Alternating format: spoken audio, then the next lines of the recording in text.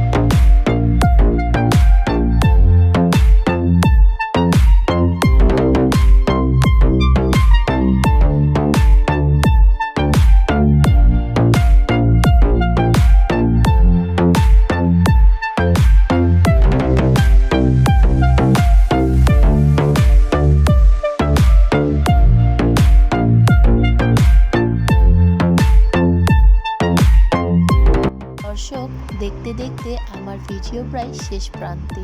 আর এই সসেজ বান রেসিপি যদি আপনাদের একটু ভালো লেগে থাকে তাহলে এটাই হবে আমার সার্থকতা। আর বরাবরের মতো লাইক, কমেন্ট, শেয়ার দিয়ে পাশে থাকবেন। আর সেই পর্যন্ত সবাই খুব ভালো থাকবেন। আল্লাহ হাফেজ।